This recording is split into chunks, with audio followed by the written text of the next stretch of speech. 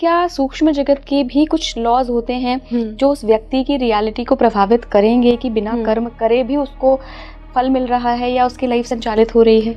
जी, देखिए एक चीज़ समझिए, पहले तो ऐसा कोई नहीं है जो कर्म नहीं कर रहा, क्योंकि कर्म केवल जो हम कर रहे हैं वो नहीं है। मतलब जो हम विचार कर रहे हैं वो भी कर्म क्रिएट कर रहा है। मन बुद्धि से, वाचा से, वचन से, वर्तन से, जो भी आप कर रहे हैं, ज़रूरी नहीं है वर्तन में ला रहे हो, ज़रूरी नहीं है वाणी में ला रहे हो, सोच में भी लाए, तो वो भी आपका कर्म तो क्रिएट हो गया।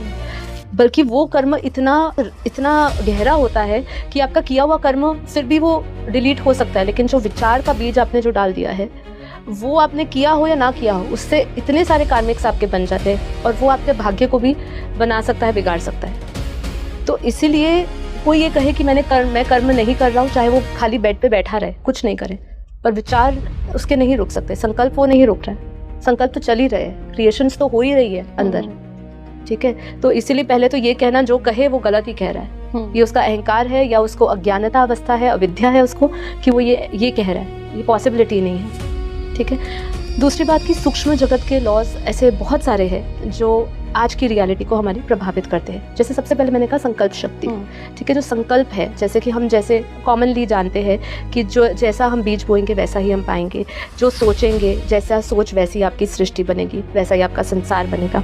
तो ये जो रूल है ये ऊपर से ही आया हुआ है, जिसको हम लॉ ऑफ रेजोनेंस भी कहते हैं, कि मतलब आप जो जैसे हो, आपकी जैसी सोच है वैसी आप एनर्जी अपने आसपास चारों ओर बना रहे हो, जिसको हम वाइब्रेशनल फ्रीक्वेंसी के लेवल पे भी जानते हैं कि हमारी हर एक संकल्प शक्ति है, ऊर्जा है।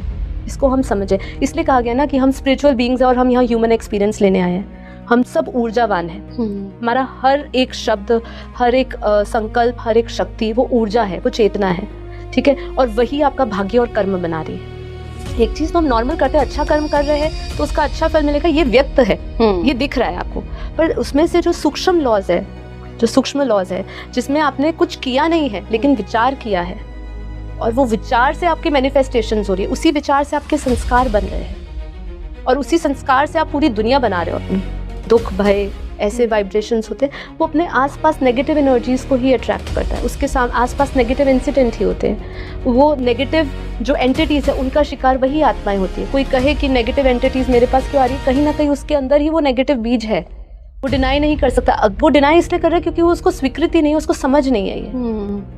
बट जो भी है आपके अंदर, किसी भी प्रकार का भय है, किसी प्रकार का काम, क्रोध, लोभ, मोह, अहंकार, कोई भी अवगुण है, वो कहीं ना कहीं वो वाइब्रेशंस, तरंगे, क्योंकि हर एक इमोशन स्टोर जो है वो तरंगे निकाल रहा है, उसमें से जो स्पंदन निकल रही है वही एनर्जीज आप अट्रैक्ट करते हैं।